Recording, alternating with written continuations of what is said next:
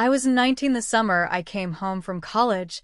I hadn't planned on staying long, just a few weeks before heading off with friends. But my mom had asked me to. She said she missed me. She never said things like that. It made me wonder if something had changed. The house felt quieter than I remembered. My dad was gone a lot, always traveling for work, but this time it felt different. Less like business and more like avoidance. Mom didn't mention him. She moved through her routines like clockwork: breakfast made, laundry folded, counters wiped to a shine. She smiled like everything was fine. But it wasn't. She looked the same, elegant, composed, but her posture was sharper somehow. Like she was bracing herself against something invisible. Her phone lit up often. Once, I caught a glimpse of a name followed by a heart emoji. She locked the screen before I could see more. I told myself not to overthink it. Still, something didn't sit right. One night, she made salmon my favorite. I hadn't even mentioned it. Midway through dinner, she looked at me and said, "You've grown up. You're starting to see the world for what it really is, aren't you?" I nodded, unsure what she meant. She stared at me, as if weighing something. "Sometimes you live your whole life pretending," she said. "Then one day, you stop. And it changes everything." That night, we sat together on the porch. The silence between us wasn't peaceful. It was heavy, strained, full of things we couldn't say. Just before bed, she turned to me and said, "Tomorrow, if I ask you to see something, would you trust me enough not to walk away?" I said yes. I didn't understand what I was agreeing to. The next morning, she told me to dress nicely. No explanation. "Wear something that makes you feel confident," she said. We drove in silence.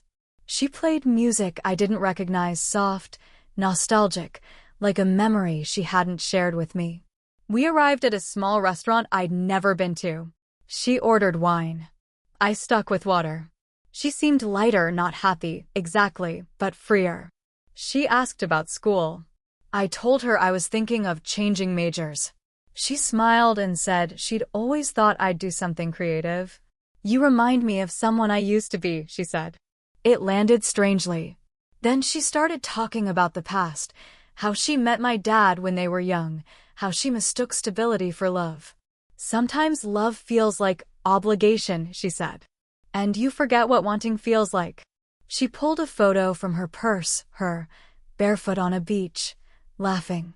I used to dance. I used to laugh without wondering who was watching. I didn't know what to say. Then she looked at me and asked, "Do you know how many women disappear without anyone noticing? Not because they die, because they become smaller versions of themselves." She exhaled slowly. "I want you to come with me tomorrow. It's not a favor. It's a truth. One you need to witness." I asked her what she meant. "If I told you," she said, "you wouldn't come." I agreed. Not because I trusted her, but because something in her voice said I didn't have a choice. The next morning, we drove without speaking. We pulled into a gated complex. She entered the code like it was second nature. Inside was a clean, furnished apartment, minimal, curated, hollow. "Wait in the living room," she said, and disappeared down the hallway.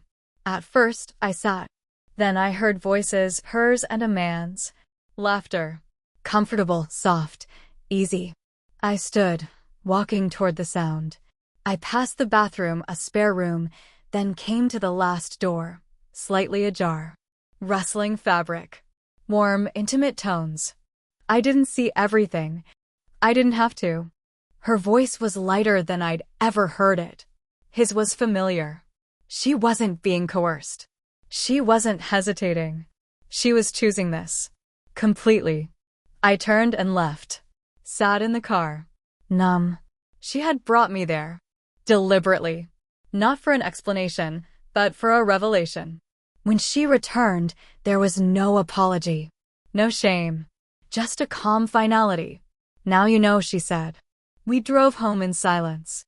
That night she made dinner, humming softly like nothing had happened. I didn't eat. I just lay on my bed, staring at the ceiling. Later, she slid a note under my door. You needed to see the truth. It's not what you think. I read that line over and over. Not what I think. Did she believe she was saving me? Showing me some version of freedom? The next day, my dad came home, kissed her cheek, asked about my summer plans. I sat across from them, watching like an outsider. She caught my eye once. No guilt, just challenge, as if daring me to say something. I looked away. I started going out more, staying gone, telling friends I was catching up on life. I couldn't even look at her. She carried on like nothing had shifted. But for me, everything had. I haven't told my dad. I don't know if I ever will. Maybe he already knows. Maybe pretending is easier than facing what your life has become. I don't hate her. I wish I did. But what I feel is colder than hate. Something like pity. And pity that curdles into disgust every time I hear her laugh in my head. Because she didn't just show me her truth. She made me carry it. And I don't think I'll ever forgive her for that.